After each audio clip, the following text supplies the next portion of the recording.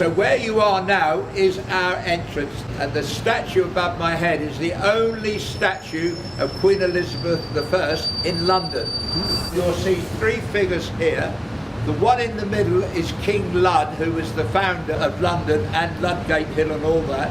And I know that the current master has got real big plans to make them more secure and to protect their heritage.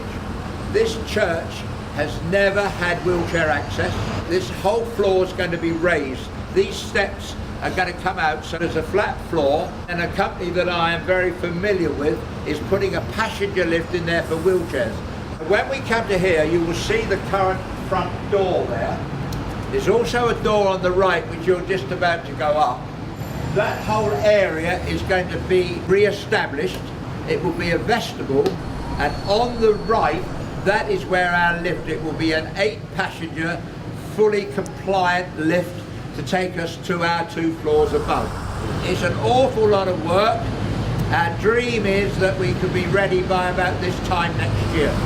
On this floor, the lift shaft will be almost where that lobby is in the centre there, and then disabled toilet just beyond. That corner there will be a small kitchenette serving this room, which will be the courtroom and sort of multi-purpose space for functions.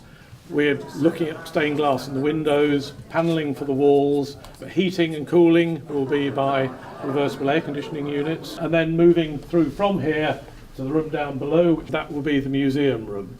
On the floor above, that will be the office floor for administration, again with a small kitchenette in the corner and 2 toilets in the lobby outside. The first phase of the work, which is, I suppose, the sort of less glamorous bit, is obviously to get the outside done to make sure the building's sort of rain and watertight, and completely re-roof the back here and the lead roofs on the top and the slate roof. The central section has a slate roof over it. The contract that we're signing today at 12 o'clock is complete and absolute. The contract and the leases are finite. And the other thing is we have been granted complete, full planning permission for everything we're talking to you about, and they have been fully approved. Are we grade 1 or grade 2? Grade 1. Oh my gosh. But this won't be grade 1 behind you. Yes, the whole thing is the whole curtilage is grade 1. I was wondering whether to start my few words with the marriage service words of "Dearly beloved, we are gathered here today." And indeed we are, dearly beloved, and we are gathered here today and in the sight of God. But not to marry 2 people, but to join a union of 2 ancient institutions. There had been a church dedicated to Dunstan here for 1,000 years on this site, not this building, but on this site. There has been your company, which magnificently celebrated its 500th anniversary this year. So these 2 great institutions are coming together in partnership, in a union, not dissimilar to marriage, although we hope that it will last far longer than any human marriage can last. There are 2 words that I want to just reflect on, if I may. One is partnership. The former Bishop of London, who's just retired and yesterday was appointed in his own right to the House of Lords, Richard Charters, talked of partnership in the gospel. We are better together. We are better when we work together. The challenge that we have coming before us is how we work together over the next 125, dare one say 225, 325 years.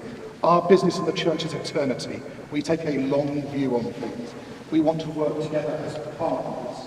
And partnership is mutual self-interest. Your success is our success. So let's make sure we continue holding hands and working together as partners. The other thing that has been marked in my mind over the last 4 years, since November the 21st, 2013, is honesty and friendship. We've worked together. I regret today that we're signing a contract, because I know that shaking this man's hand is good enough for me. Our lawyers, who are good people, and Matthew's here as well, will tell us we need contracts, and we do. But actually, this has been marked out by honourable behaviour and friendship. And that, for me, is why this partnership will endure. There were 5 tender bids, and we weren't in the list. And his secretary rang and said, Martin hasn't received your tender. So I thought, well, really, it's going to come down, I don't know. But the great Marsha Ray speaks to our then Master Mark, and she said, don't mention money. Just mention our partnership and what we can bring to your church in a marriage. And they put this letter together, and it was sent off, got there within the necessary period. And Martin doesn't know this, but I became quite friendly with his secretary. And she rang me at home. She said, I wish you'd have been in my office five minutes ago, she said, because Martin walked across the office waving a piece of paper saying, this is what I wanted, this is what I wanted, and it was Mark's and Marsha's letter. I think all of you know that John and I are united on everything. We've argued once in a while, but we always make things happen together. And that's the most wonderful thing, that unity, that marriage. And this is what I know we have with the church. This same type of unity, hand in hand.